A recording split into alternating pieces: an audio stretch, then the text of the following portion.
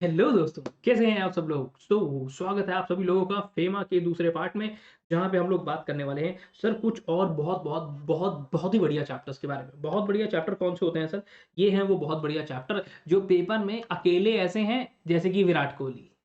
ये एक तरफ और बाकी पूरी टीम एक तरफ। ऐसा क्या सर? नहीं, अच्छे प्लेयर और भी हैं, पर यही वो टॉप प्लेयर है भाई। फेमा में पहला पार्ट जिन्होंने नहीं देखा गलती से भी मिस मत करना, फेमा 1 करके है उसे देख लेना। यहाँ पे थोड़ी-सी बात और कर लेते हैं। फॉरेन ट्रेड पॉलिसी बहुत सारी अमेंडमेंट्स इसमें आती रहती हैं, इस बार भी आई। तो 4 से 8 मार्क्स का ये पेपर आपके लिए आता है। बहुत इंपॉर्टेंट होता है, मिस मत करना गलती से भी। स्पेशल इकोनॉमिक ज़ोन, ठीक है, कभी-कभी 4 नंबर, कभी-कभी 5 नंबर ऐसा आता है। इसको भी मिस मत करना भाई। और एफसीआरए की अगर मैं बात करूँ, तो 5 नंबर से लेकर 9 नंबर के बीच में। अब क्या होता है ना, कभी-कभी ऐसा होता है जैसे क्रिकेटर कोई बहुत ज़्यादा फ़ॉर्म में है और उसने भाई साहब मार दी डबल सेंचुरी, ट्रिपल सेंचुरी, तो ऐसा ये एसईजी और एफसीआरए पहले कर चुके हैं। भाई फॉरेन ट्रेड पॉलिसी तो अपने यहाँ फिक्स रहता है, 5 से लेके 10 नंबर के बीच में कहीं भी घूमता रहेगा। एसईजी ने एक बार ऐसा भी किया कि पेपर में 16 नंबर का आ गया और एफसीआरए को तो एक बारी पता नहीं क्या हुआ, क्या ही खाकर आया था सुबह भाई, पेपर में 19 मार्क्स का आ गया। 19 नंबर का, हाँ। और उस पॉइंट ऑफ टाइम पे जब ये 19 नंबर का आया, तो बाकी फेमा भी बहुत ज़्यादा आया है। कभी-कभी ऐसा होता है कि फेमा के शुरू के 7 चैप्टर आपको 30 नंबर के ही देखने को मिलते हैं। पर कभी-कभी ऐसा भी होता है 13 और 4 17, 17 और 8 21, 25 और 19 44 मार्क्स के शुरू के ये 7 चैप्टर ही देखने के लिए मिल जाते हैं। तो सर मतलब इसको लगा डाला तो लाइफ जिंगा लाला, बिल्कुल जिंगा लाला। पर इसको लगाएँगे कहाँ? सीएस वाला पे। देखो, अब अगली बात पे आता हूँ। क्या इंडिया हैज़ रैटिफाइड, इंडिया ने एक एग्रीमेंट करा। ये देखो ये अमेंडमेंट का एक पार्ट है बेटा। डब्ल्यूटीओ के साथ ट्रेड फैसिलिटेशन एग्रीमेंट एक हमारा हुआ, ठीक है? और जिसमें हमने कब ये किया था? अप्रैल 2016 के अंदर। और यहाँ पे हम लोगों ने साफ-साफ कहा कि ठीक है भाई, कोऑर्डिनेट करने के लिए और इम्प्लीमेंट करने के लिए टीएफए, ट्रेड फैसिलिटेशन एग्रीमेंट को हम एक इंटर मिनिस्टीरियल बॉडी बनाएँगे। और वो इंटर मिनिस्टीरियल बॉडी का नाम क्या है? क्या हो रहा है ये? क्यों क्या हुआ? ऐसा तो हमने कुछ पढ़ा नहीं, अमेंडमेंट को हल्के में मत लेना, बहुत चुभ जाएगी अमेंडमेंट हल्के में ले ली तो। देखो, इसे कहते हैं NCTF, national committee on trade facilitation. ये आपकी एक अमेंडमेंट है, इस इंटर मिनिस्ट्रियल बॉडी को बनाया गया और इसके 4 पिलर्स भी बनाए गए। Transparency, technology, simplification of procedure, कि कोई भी काम अगर है तो वो उतना ही आसान होना चाहिए कि कोई भी इंफॉर्मेशन चाहिए सीएस वाला पे गए और मिल गए। और इंफ्रास्ट्रक्चर ऑगमेंटेशन, कह रहा ताकि इंफ्रास्ट्रक्चर हम पूरे का पूरा उस हिसाब से बनाएँ ताकि सर अगर हमारे पास अच्छे रेलवे पोर्ट्स हैं, है ना? अच्छी-अच्छी हमारे पास क्या कहते हो जो आपका कस्टम्स की लैंड्स होते हैं, पोर्ट एरियाज़ होते हैं, वो हैं, हमारा एयर नेटवर्क अच्छा है, फ्लाइट्स का नेटवर्क अच्छा है, कार्गो का नेटवर्क अच्छा है, खैर तो सर फिर तो आसान है, फिर तो चीज़ें आसान हैं। अब मैं लेकर चलता हूँ अगली बात पर कि सर इनमें से क्या हमारा फॉरेन ट्रेड पॉलिसी का एक पिलर नहीं है। फॉरेन ट्रेड पॉलिसी के पिलर भी होते हैं। हाँ, हमने तो कहीं नहीं देखा ऐसा कुछ। चलो अब आपके सामने ही आपको बच्चे कहते हैं ना कि सर मॉड्यूल से क्या होता है, स्टडी मटेरियल से क्या होता है। और मेरे को 1-2 स्टूडेंट्स ने ये भी बोला कि आप बुक कौन-सी रेफर करते हो? मैं सिर्फ़ और सिर्फ़ एक ही बुक से पढ़ाता हूँ, जो कि है आपका स्टडी मटेरियल। इससे बाहर पेपर कभी नहीं जाता है। जाएगा तो ये भी बता दूँगा कहाँ जाएगा। कभी जाके ऐसा ज़रूर होगा कि आपको टीएमएसएल के अंदर कंपनीज़ एक्ट का छोटा-मोटा कुछ पूछ लेगा, उससे ज़्यादा नहीं जाए। ठीक है सर। अब अगली बात पे आता हूँ। सर हमारा क्वेश्चन क्या था कि इनमें से क्या एक पिलर नहीं है ऑफ फॉरेन ट्रेड पॉलिसी? ऐसा फिर से हमने कुछ नहीं पढ़ा है, पता नहीं क्या बता रहे हो? क्या बात कर रहे हो यार? It is not a pillar. अगर मैं पिलर की जगह आपको ऑब्जेक्टिव लिख दूँगा, नहीं पढ़ा आपने। मान लिया कि मैं फेमा में नहीं आया, इसका मतलब ये थोड़ी है पढ़ा नहीं तुमने। देखो, फेमा फॉरेन ट्रेड पॉलिसी 2015 से 2020 जो आपने पढ़ी है, उसके कुछ ऑब्जेक्टिव्स हैं। उन ऑब्जेक्टिव्स के अंदर क्या आता है कि हम एक सस्टेनेबल और स्टेबल पॉलिसी एनवायरनमेंट लेकर आए to for the foreign trade, जिस तरीके से हम अपनी सर्विसेज और अपनी गुड्स को देने वाले हैं। अपनी रूल्स, रेगुलेशंस, इंसेंटिव्स उनको हम और बेटर करें ताकि जैसे मेक इन इंडिया कॉन्सेप्ट है, डिजिटल इंडिया कॉन्सेप्ट है, स्किल इंडिया कॉन्सेप्ट है। कह रहे सर अच्छा, अगली बात, अच्छा एक-एक करके यहाँ पर देख लेते हैं कि सर क्या हमने यहाँ पर कोई एक्सपोर्ट प्रमोशन की बात करी है, ईज़ ऑफ डूइंग बिज़नेस की आप बात कर रहे हो, रिडक्शन ऑफ कॉस्ट की आप बात कर रहे हो, ई इनिशिएटिव की आप एक बात कर रहे हो, हाँ? तो इनमें से कौन-सा इंक्लूड नहीं होता? सर ये फिर से बुक में नहीं है ना। अरे क्यों कैसे होगा? अमेंडमेंट का पार्ट है ना मेरे दोस्त। अमेंडमेंट का पार्ट है, यस। कि अगर हम कभी भी फॉरेन ट्रेड पॉलिसी की बात करते हैं, 4 पिलर्स वहाँ पर आते हैं, जिसमें सबसे पहला आता है आपका इंसेंटिव टू रिमिशन। उसके बाद आपका आता है एक्सपोर्ट प्रमोशन, जिसको हम एक्सपोर्टर्स के साथ या बाकी स्टेट्स के साथ, डिस्ट्रिक्ट्स के साथ मिलकर ऐसा करें कि भाई इंडिया में बनाओ और एक्सपोर्ट करो। पेट्रोल में इथेनॉल काय को मिला रहे हैं अपन? काय को मिला रहे हैं? सर इसीलिए ताकि इंपोर्ट कम हो। यस। कह रहा है ईज़ ऑफ डूइंग बिज़नेस, कह रहा है बिल्कुल, कह रहा है टू प्रमोट डाइवर्सिफिकेशन नहीं। इसके बाद हम बात कर रहे हैं हमारे straight away sir export hub बनाने की स्कॉमेट पॉलिसी। स्कॉमेट पॉलिसी क्या है? ये भी नहीं पता है हमारे को। कोई बात नहीं, डरने की क्या बात है? सीएस वाला तुम्हारे साथ है। देखो, कह रहा अब एक और स्कीम आई है sir, towns of export excellence, TEE. ठीक है? टाउन्स ऑफ एक्सपोर्ट एक्सीलेंस, जी हाँ। इसके अंदर हमने ये देखा है कि 4 टाउन्स को ऐड किया गया। ठीक है? अब इन्होंने ये बताया, कह रहा इनमें से कौन-सा ऐसा टाउन है जिसको इंक्लूड नहीं किया गया? अब जिस बच्चे ने टीईई ही नहीं पढ़ा है, तो कह रहा सर पहले ऑलरेडी इसमें 39 टाउन्स थे हमारे पास, पर हमने रिसेंटली 4 और ऐड करे हैं। उन 4 में से ये इनमें से कौन-सा नहीं है?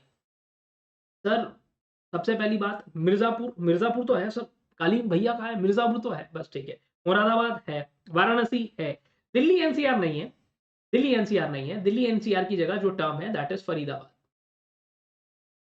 अच्छा ऐसा क्या सर? हाँ, हमारा एक कस्टम पोर्ट वहाँ भी है। तुगलकाबाद शायद अगर कुछ ही ने सुना हो तो। अगली बात पे आता हूँ सर, जिस भी प्रोग्राम के अंदर जो ये टीईई प्रोग्राम है, जो आपने देखा, हमने किस बेसिस पर टाउन्स को इसमें सिलेक्ट किया है जिन्होंने क्रॉस की हो थ्रेशोल्ड लिमिट कितनी? आप कैसे लेकर आए सर? आपने कैसे आइडेंटिफाई कर लिया कि इन टाउन्स को टीई प्रोग्राम के अंदर लेकर आ जाओ? आपने कैसे मतलब कैसे आपने ये आइडेंटिफाई करा और कैसे आपने ये पता लगाया? कुछ होगा ना कि इन टाउन से इतना एक्सपोर्ट हो रहा है, तो इनको एक्सीलेंस में लेकर आओ और आगे बढ़ाओ। होशियार बच्चे को आगे बढ़ाते हो ना? नहीं, ऐसा नहीं है सर। तो हम तो सारे बच्चों को बराबर लेकर चलते हैं सीएस। टीईई जब आपके पास आया तो हमने जो सिलेक्टेड टाउन्स को लेकर आया तो उन्होंने ये कहा सर 750 करोड़ एज अब the potential for growth in export. अगर यही आप हैंडलूम, हैंडीक्राफ्ट, एग्रीकल्चर या फिशरी सेक्टर में हो तो 150 करोड़ रुपए। अभी यहाँ पर आंसर क्या है हमारा 150 करोड़। अगर यही उसने चेंज कर दिया होता थोड़ा सा भी तो हमारे पास आंसर आ जाता है। और अगर वो कहता कि भाई हमारे पास हैंडलूम, हैंडीक्राफ्ट, एग्रीकल्चर, फिशरीज है तो 150 करोड़ रुपए आपका जवाब है। यार अब सर अब यहाँ पे बार-बार बात कर रहा है स्कॉमेट पॉलिसी के बारे में। ये सब क्या है? ये सब की सब अमेंडमेंट है। आई होप आप लोगों ने करी होगी, नहीं करी इसलिए शायद मुँह बन रहा होगा। अगर मुँह नहीं बन रहा है तो बहुत अच्छी, बन रहा है तो ध्यान से सुन लो भाई, ध्यान से सुन लो, कोई दिक्कत वाली बात नहीं है। एक-एक चीज़ आपकी यहाँ पर कवर हो रही है।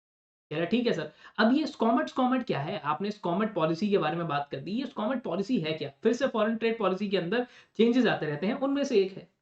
मतलब सर ये स्कॉमेट में ये कहना चाह रहा है ना कि आपकी स्कॉमेट की फुल फॉर्म क्या है? हाँ, हाँ। अगर मैं स्कॉमेट की फुल फॉर्म की बात करूँ, तो स्कॉमेट की फुल फॉर्म में हमारे पास आता है special chemical, organism, material, equipment and technology. तो सर इसमें क्या नहीं आ रहा है? स्पेशल केमिकल आ रहा है, हाँ, ऑर्गेनिज्म आ रहा है, इक्विपमेंट एंड टेक्नोलॉजी आ रहा है, बिल्कुल। क्या नहीं आ रहा है? Metals and leather. तो they are the only one this sector is not included in SCOMET. है। कह रहा सर अब एक और स्कीम पर लेकर आ जाता हूँ जो कि है आपकी ईपीसीजी स्कीम। ये भी सरकार ने बनाई है, हाँ, ताकि आपका जो भी कैपिटल गुड्स को जिनको आप इंपोर्ट कर रहे हो उनको जीरो कस्टम ड्यूटी पे आपको दे दिया जाए अगर आप एक्सपोर्ट प्रोडक्शन अल्टीमेटली करने वाले हो तो। तो कह रहा सर इनमें से कौन से सेक्टर को एग्जम्प्ट कर दिया from maintaining average export obligation as per the EPCG scheme.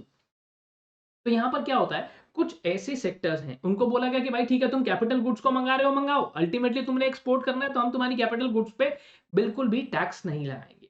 अब ये बताओ कौन से सेक्टर्स ऐसे हैं जिनको ये कम से कम थोड़ा तो एक्सपोर्ट करना ही होगा अगर आपको ये स्कीम के अंदर आना है तो।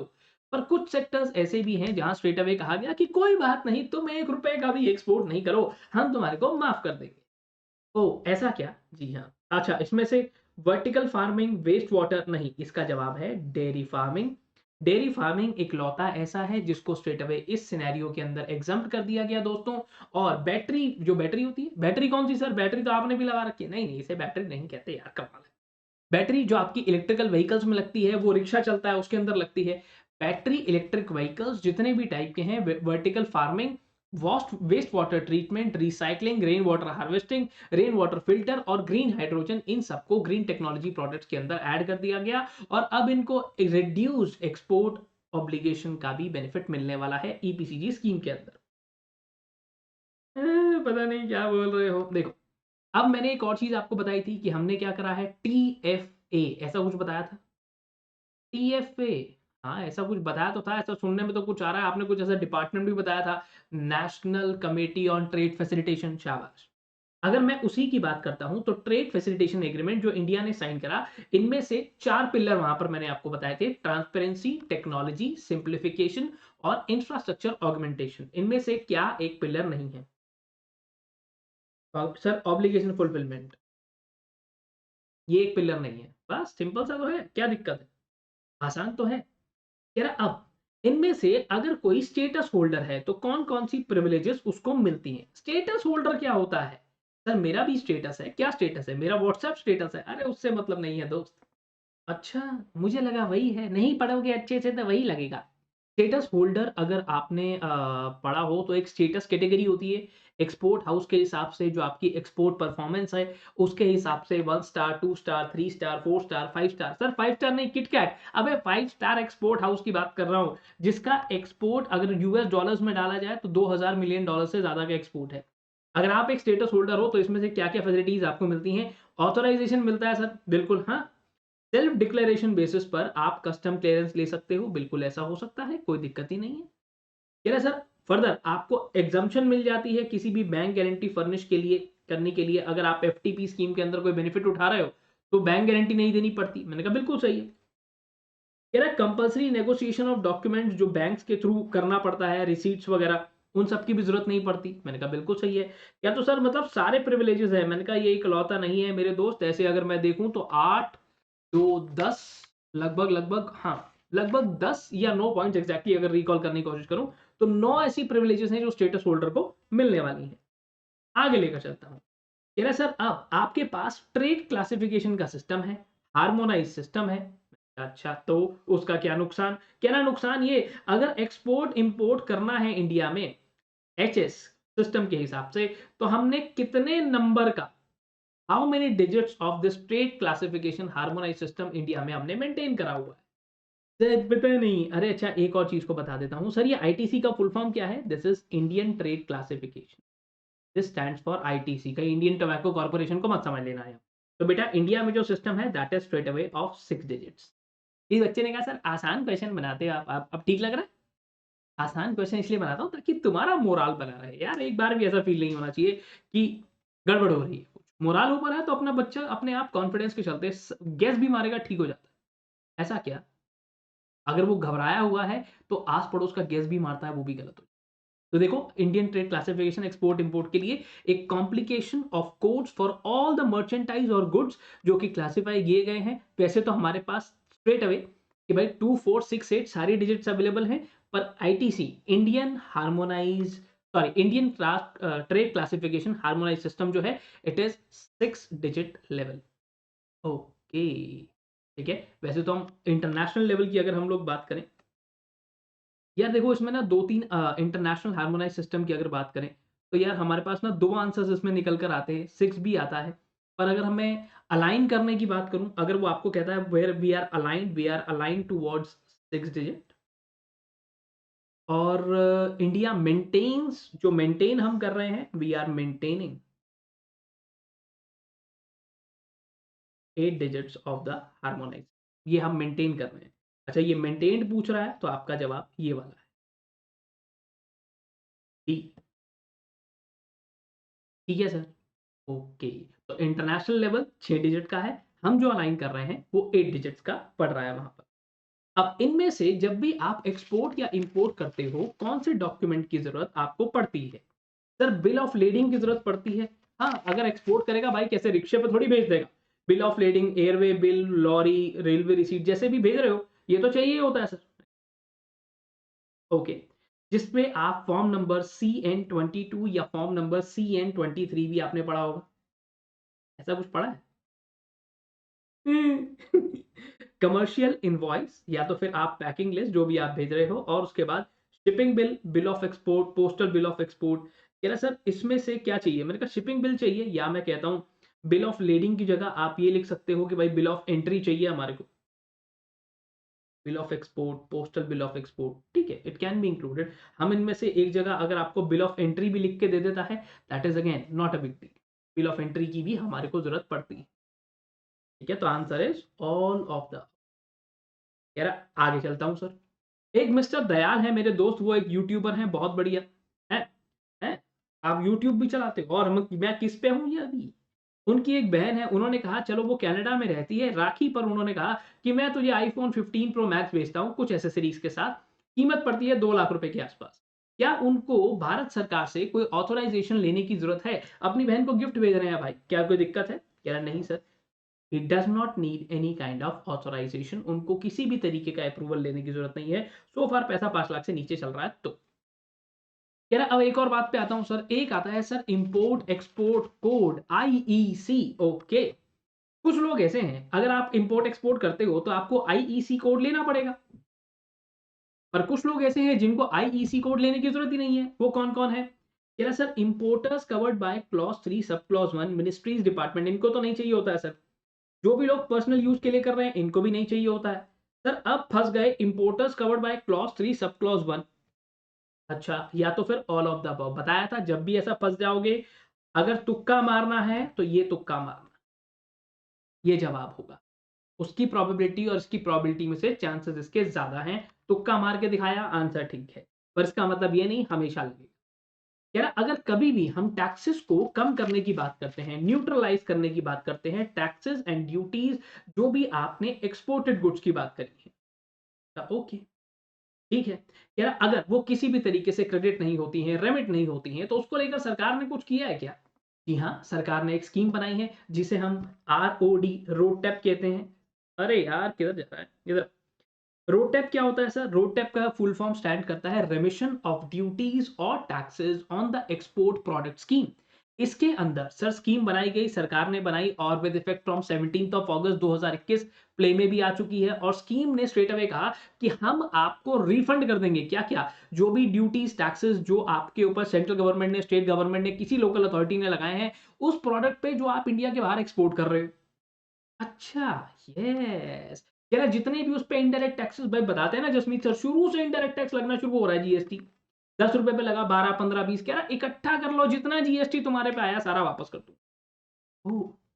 कह रहा बस ध्यान रखना एक्सपोर्टेड प्रोडक्ट के लिए होगा। और यहाँ पर सर स्ट्रेट अवे आपको कहा गया कि रोड टैप स्कीम के अंदर ये बेनिफिट्स आपको मिल जाएंगे। मैंने कहा बहुत बढ़िया। कह रहा सर वैसे तो आगे चलता हूँ, क्वेश्चंस और भी हैं पर चीजें ज्यादा कवर करनी है, थोड़ा सा और ध्यान रखना एडवांस ऑथोराइजेशन का। एडवांस ऑथोराइजेशन, यस, और ड्यूटी फ्री इंपोर्ट स्कीम भी एक हमारी है, उसका भी थोड़ा सा ध्यान रखने की हमारे को जरूरत है।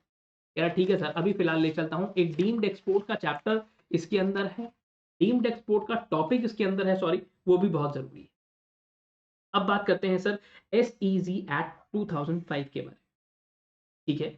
अब SEZ एक्ट में इनमें से क्या उसका एक साइलेंट फीचर है? What are the features of straight away the SEZ act? Sir amendment है, अरे यहाँ कुछ नहीं है ऐसा। इसके बाद की अमेंडमेंट सीधा सीधा कंपटीशन लॉ में है, फॉरेन ट्रेड पॉलिसी के बाद। क्या फीचर नहीं है सर? कह रहा क्या, अब इसके अंदर क्या क्या होता है SEZ एक्ट के अंदर? सर आपको दुनिया जहान के बेनिफिट्स मिलते हैं, ठीक है। अब देखो, कोई भी स्पेशल इकोनॉमिक जोन है उसको सेटअप करना है, उसकी रिक्वायरमेंट, ऑब्लिगेशन, एंटाइटलमेंट, ये सारी बातें इस एक्ट में होती हैं। उसके बाद जब भी आप कोई सेटिंग अप करते हो ऑफशोर बैंकिंग यूनिट की या इंटरनेशनल फाइनेंशियल सर्विस सेंटर की, तो भी ये बात होती है। कह रहा सर फिजिकल रिजाइन की बात होती है, मैंने कहा यस, ये तो एक साइलेंट फीचर है सर। कह रहा और SEZ एक्ट के आने से फायदा क्या है? कह रहा आपके पास एक सिंगल विंडो क्लियरेंस सिस्टम आ गया सर। अच्छा, और अथॉरिटी भी बना दी गई, यस, SEZ की अथॉरिटी बना दी हमने। कह रहा और साथ ही साथ इस्टेब्लिशमेंट ऑफ अथॉरिटी। कह रहा sir the answer is all of the above. बेटा ऑल ऑफ द अबव का मतलब ये नहीं है सर, समझ में आ गया कि हर बार ये आंसर होगा यार, अलग भी हो सकता है, यस, यस। कह रहा अब कह रहा है अगर हम लोग बात करते हैं ब्रॉडर गाइडलाइंस जो सरकार कंसिडर करती है किसी भी एरिया को एसईजी कंसिडर करने से पहले, भाई हम ये क्या करते हैं, दो तरीके हैं आपके पास, या तो सरकार के पास जाओ लाइसेंस लेकर आओ और अपना एसईजी कहीं भी बना लो, नहीं तो दूसरा ऑप्शन है जो एसईजी एरिया सरकार ने नोटिफाई किए हैं वहां पर जाके अपनी फैक्ट्री लगा लो या अपना ऑफिस वहां पर बना लो। कह रहा ठीक है, कह रहा तो अब which of the following is incorrect, इनमें से क्या इनकरेक्ट है। अगर सरकार कभी भी ऐसा करना चाहे किसी एरिया को एसईजी एरिया डिक्लेयर करना चाहती है तो उनमें से कौन से फैक्टर्स को कंसिडर करती है, उन फैक्टर्स में से इसमें क्या नहीं आता है। जिन बच्चों को याद है तो अच्छी बात है, section number 5 of the act आपको ये बताता है, जिसमें सरकार ने ये चीजें बताई, लगभग 6 पॉइंट्स आपको बताएं, एक एक करके बताता हूं। एडिशनल इकोनॉमिक एक्टिविटी हो सर वहां पर, कह रहा ठीक है, इसके साथ ही साथ export of goods and services हो वहां पर, इन्वेस्टमेंट हो from domestic and foreign sources, employment opportunity create कर रहे हो, इंफ्रास्ट्रक्चर फैसिलिटी डेवलप हो रही हो, और सॉवरेनिटी और इंटीग्रिटी हमारे देश की, हमारे भारत देश की मेंटेन करके बैठे हो। अगर ये सारे फैक्टर्स आपके पास हैं तो सर सरकार के लिए कोई दिक्कत ही नहीं है, हम तुम्हारे को नोटिफाई कर देंगे, ऐश करो तुम। ओ, अब अगर हम लोग बात करते हैं एक्सपोर्ट टर्म की डेफिनेशन की, सर फॉरेन ट्रेड पॉलिसी पे चले गए क्या, नहीं नहीं नहीं नहीं नहीं, वो एग्जाम एग्जाम में हो सकता है ऐसा, यहां नहीं होगा। एक्सपोर्ट टर्म की डेफिनेशन के अंदर क्या नहीं आता, कह रहा सर गुड सर्विसेज ले आए आउट ऑफ इंडिया, हाँ ठीक है सर, ठीक है आप इंडिया के बाहर लेके जा रहे हो कोई दिक्कत ही नहीं है, मैंने कहा ठीक है। कह रहा गुड सप्लाई कर रहे हो, सर्विसेज सप्लाई कर रहे हो, कहां से, डीटीए से, डोमेस्टिक टैरिफ एरिया, कह रहा बहुत बढ़िया सर जाने दो, ठीक है ठीक है। कह रहा आप सप्लाई कर रहे हो गुड्स, ठीक है। कह रहा है और from one unit to another unit of the developer, sir SEZ zone में, मैंने कहा तो ये भी एक्सपोर्ट है, एक एसईजी जोन से निकल के दूसरे एसईजी जोन में जाना, एक्सपोर्ट मानूंगा मैं तो इसको, मैंने कहा ठीक है। कह रहा है ब्रिंगिंग गुड्स और in SEZ zone from a place outside India, कह रहा ना भाई ये तो इंपोर्ट हो गया, कह रहा ये तो इंपोर्ट हो गया यार, इंडिया में कोई सामान लाओगे तो वो एक्सपोर्ट थोड़ी है। अब एक और चीज पर मैं आपको लेकर आता हूं, अब इसने कहा कि सर देखो आपको लाइसेंस मिल गया, आपको एसईजी वाला फंडा हमने बना दिया, मैंने कहा ठीक है। पर कुछ सिनेरियोज ऐसे भी आएंगे, कुछ सर्कमस्टांसेस ऐसे भी आते हैं जहां पर एसईजी बोर्ड आपको जो लेटर दिया है, जो डेवलपर को फंडा मिला है कि भाई तेरे को हमने एसईजी जोन बना दिया 1 साल के लिए, ठीक है। अब कब कब ऐसा होगा, जब स्ट्रेट अवे आपका लाइसेंस वापस लिया जा सकता है। पहला कि आप काम ही नहीं कर रहे हो, कुछ कोई फंक्शन ही नहीं कर रहे हो, या तो आप डिफॉल्ट करे जा रहे हो, भाई लॉ बोले जा रहा है बात ही नहीं सुन रहे हो, और फाइनेंशियल पोजीशन जो आपकी है वो अनेबल है पूरे तरीके से डिस्चार्ज करने के लिए ड्यूटीज और ऑब्लिगेशंस को। क्या सर अगर ये सारी बातें आ रही हैं, मैंने कहा yes the answer is D, all of the.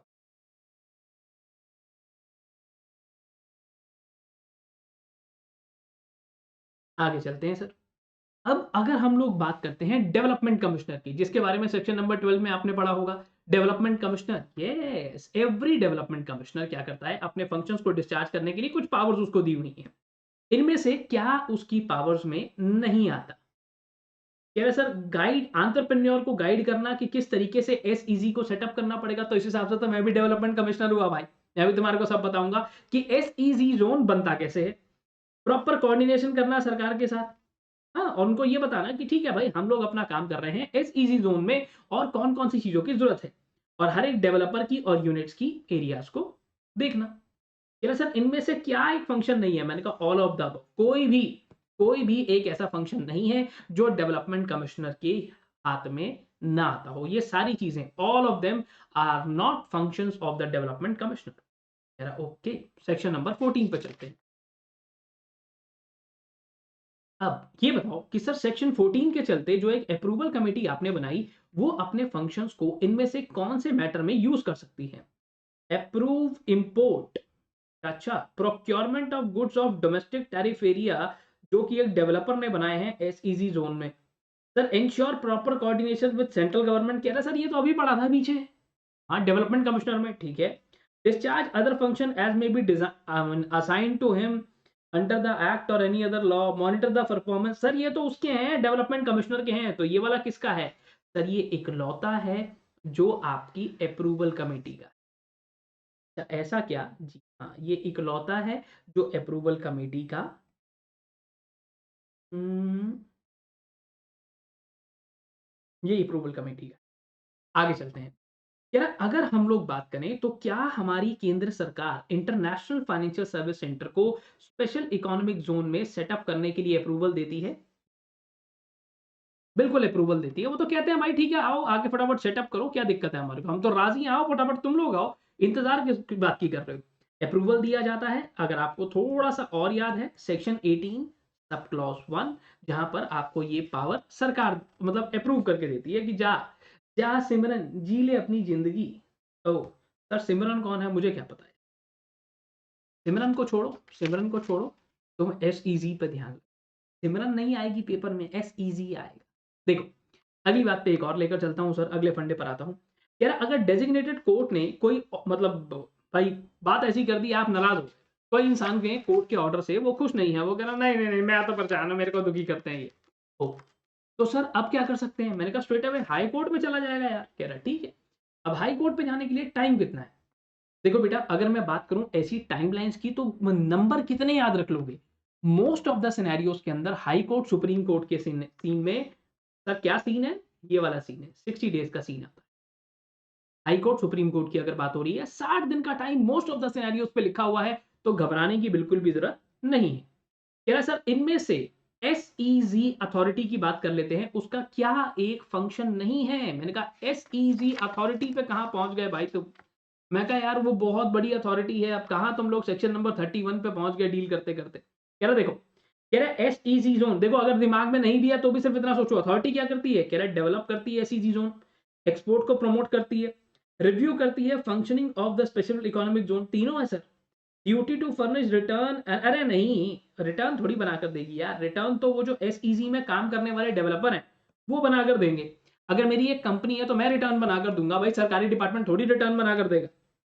अगली बात पे स्पेशल इकोनॉमिक जोन के रूल नंबर 61 के चलते एवरी एपेलेंट चाहे वो बोर्ड पे अपीयर हो सकता है या ऑथोराइज कर सकता है chartered accountants, company secretaries, cost accountant और लीगल प्रैक्टिशनर्स को कि वो जाकर उसके केस को रिप्रेजेंट करें, क्योंकि भाई कंपनी तो खुद कहीं आती जाती नहीं है। आपने कभी किसी कंपनी को थोड़ी देखा सड़क पे जा रही थी? तुमने देखा रिलायंस को कैसा है? मेरी तरह दाढ़ी रखता है रिलायंस? नहीं, बाल हैं सिर पे मेरी तरह, छोटे हैं बड़े हैं कैसे? कैसे? राम केसवानी सर की तरह बड़े बड़े बाल हैं, है ना? कैसे मतलब लेडीज़ है, जेंट्स है, मेरी तरह मेन है, जब अपनी मैम की तरह वुमेन है, कैसे है? कुछ तो होगा। नहीं सर हमने नहीं देखा, तो इट्स एन आर्टिफिशियल पर्सन और केस रिप्रेजेंट करने के लिए chartered accountants, company secretaries, advocates यही सब जाते हैं। ठीक है? आ गई बार राम केसवानी सर की बात आ गई। अब बात करते हैं अगले चैप्टर की। सर अगले चैप्टर पे लेके जा रहे हो? हाँ, रैपिड में हूँ तो थोड़े-थोड़े टॉपिक्स को रिवाइज़ करेंगे और फटाफट से आगे चलेंगे। भाई हमारा राम केसवानी सर हैं, उन्होंने क्या किया यूपीएससी का पेपर निकाल दिया और ठुकरा के मेरा प्यार इंतकाम देखेगी ऐसा कुछ वो कलेक्टर बन गए। अब उन्होंने गवर्नमेंट जॉब के एग्जामिनेशंस क्रैक कर दिए, डिविजनल मैनेजर लग गए भाई साहब इनकम टैक्स डिपार्टमेंट के अंदर। बहुत बढ़िया। लखनऊ उत्तर प्रदेश में। क्या वो फॉरेन कंट्रीब्यूशन एक्सेप्ट कर सकते हैं? नो, नो, नहीं कर सकते। अलाउड ही नहीं है उनको। अच्छा, तो सर जवाब येस या नो होना चाहिए था। हाँ, he can not accept, straight away मना है सर। ठीक है? किसी भी तरीके से कोई भी सरकारी आदमी कैसा भी कुछ भी एक्सेप्ट नहीं कर सकता। कह रहा है ठीक है सर। अब अगली बात पे लेकर आता हूँ। एक और चीज़ बता दो सर फिर। कोई भी डोनेशन है, डिलीवरी, ट्रांसफर किसी फॉरेन सोर्स से आ रही है, ठीक है? तो वो फॉरेन कंट्रीब्यूशन है। पर फॉरेन कंट्रीब्यूशन की डेफिनिशन के अंदर इनमें से except which one of the following क्या इंक्लूड नहीं होता? मैंने कहा ठीक है, कोई आर्टिकल आ रहा है इंक्लूड होगा, करेंसी आ रही है इंक्लूड होगी, सिक्योरिटी आ रही है इंक्लूड होगी। कह रहा है सर फॉरेन कंट्रीब्यूशन मान लेते हैं कि बाहर से भाई जो बाइडेन ने कहा सर क्या पढ़ाते हैं आप? बाहर से भाई ने मेरे को एक मर्सिडीज एस क्लास भेज दी। आपको मेरे सपने में भी प्रॉब्लम है तुम्हारे को? मेरे को सपना देख लेने दो एस क्लास का। मैंने कहा मैं भी एस क्लास में। ओह! ठीक है सर, बहुत बढ़िया। ऐसा मैंने कुछ सोचा। ओह! बहुत बढ़िया, बहुत बढ़िया सर। उम्दा, उम्दा परफॉर्मेंस सर। ऐसा उसने कुछ बोला, भेज दिया। तो अब ये क्या है? पर्सनल यूज़ का है, पर्सनल यूज़ का है, कोई दिक्कत नहीं है। इनमें से क्या फॉरेन सोर्स की डेफिनिशन के अंदर इंक्लूड नहीं होता? फॉरेन सोर्स की आप बात कर रहे हो। हाँ, government of foreign territory include होता है, इंटरनेशनल एजेंसी इंक्लूड होता है, फॉरेन कंपनी इंक्लूड होता है, सिटीजन ऑफ इंडिया। सर मेरे पिया गए रंगून वहां से भेजा है टेलीफोन, आपका कौन सा पिया है? अरे वैसे बता रहा हूँ यार, वो था ना एक पुराना गाना, पिया गए रंगून, वहां से भेजा टेलीफोन, तो सिटीजन ऑफ इंडिया अगर वो इंडिया के बाहर गया है और वहां से अपने पेरेंट्स को पैसा भेज रहा है सर, कोई दिक्कत नहीं है, that is not foreign contribution at all. Oh, कह रहा गूगल कंपनी का हेड ऑफिस कहाँ है? कैलिफोर्निया में। और ऐसे ही 154 और अदर लोकेशंस भी हैं। गूगल किस टाइप की कंपनी है? मल्टीनेशनल, इंडियन, फॉरेन या सब? कह रहा सर स्ट्रेट अवे ये फॉरेन कंपनी है। मल्टीनेशनल कंपनी अलग है, हमारे पास जो डेफिनेशंस पढ़ी है हमने उन हिसाब से ये फॉरेन कंपनी है, किसी और पे तुक्का गलती से भी मत लगा देना। ठीक है सर, आसान लेके चल रहे हो अब। हाँ, इनमें से कौन who is eligible to accept foreign contribution, कोई इलेक्शन में खड़ा हो रहा है तो क्या वो फॉरेन कंट्रीब्यूशन ले सकता है? ना। सर पब्लिक सर्वेंट ले सकता है? मैंने कहा ना। कोई गवर्नमेंट सर्वेंट है? नहीं ले सकता। एसोसिएशन ऑफ पर्सन जो सर ऑडियो न्यूज में टीवी वाले हैं सर, ये ले सकते हैं? नहीं। कोई बच्चा एक हमारे पड़ोस में, जैसे वो कहते हैं ना घर वाले कि अरे पड़ोस में वो लड़की को देख, वो लड़की को देख, उसको स्कॉलरशिप मिली है, बाहर पढ़ने जा रही है वो। मैं कहा ओहो, मेरे को उसको देख देख के ही तो चश्मा लग गया है मेरे को। अब बात क्या आती है यहाँ पर? स्ट्रेट अवे कोई भी अगर बाहर से स्कॉलरशिप रिसीव कर रहा है, कह रहा सर एलिजिबल है और अलाउड भी है। ठीक है, कह रहा अगर हम लोग कभी भी बात करें, अगर कोई भी ऑर्गेनाइजेशन है उसको फॉरेन कंट्रीब्यूशन रिसीव करने के लिए कुछ एलिजिबिलिटी कंडीशंस को फुलफिल करना होता है। मैंने कहा, कह रहा इसमें से कौन सी कंडीशन सही नहीं है? ओ, ठीक है सर, इनमें से कौन सी कंडीशन ऐसी है जो सही नहीं है? आपको मतलब इनमें से कौन सी कंडीशन आप फुलफिल नहीं कर रहे हो? बात हम किसकी कर रहे हैं यहां? हम लोग बात कर रहे हैं पहले एक एनपीओ की। अब एनपीओ की मर्जी है, आप उसे सोसाइटी बना दो, आप उसे ट्रस्ट बना दो, आप उसे कुछ भी बना दो सर। अब अगर आपके पास एनपीओ है तो इनमें से क्या कंडीशन सही नहीं है? Registered as an organisation, society बनाओ, ट्रस्ट बनाओ, सेक्शन 8 कंपनी बनाओ, चलेगा। एग्जिस्टेंस में है पिछले 3 सालों से, ठीक है, पिछले 3 सालों में 15 लाख रुपए खर्चा कर चुका है, ठीक है। कह रहा सर टर्नओवर, कह रहा सर एनपीओ का कब से टर्नओवर होने लग गया यार? एनपीओ कुछ बेचता थोड़ी है, बेचारा सामाजिक काम करता है, इसका कब से टर्नओवर होने लग गया? ये तो बात है। तो this is not the right condition. कह रहा अब इनमें से कौन से ऐसे हालातों के अंदर आपको straight away certificate of registration under FCRA नहीं मिलने वाला है? कह रहा अगर कोई इंसान क्या है, फिक्टिशियस या बेनामी है तो भी नहीं मिलेगा। गिल्टी है कि भाई उसने कभी फंड्स का मिस यूटिलाइजेशन कर दिया। बच्चे ने बोला क्या, क्या बोला कि अरे मेरे को फीस भरनी है, जा रहा अपना घूम रहा है, फिर रहा मजे से, कपड़े ले रहा, कभी मूवी देख रहा, कभी कुछ। कह रहा ना, नहीं चलेगा।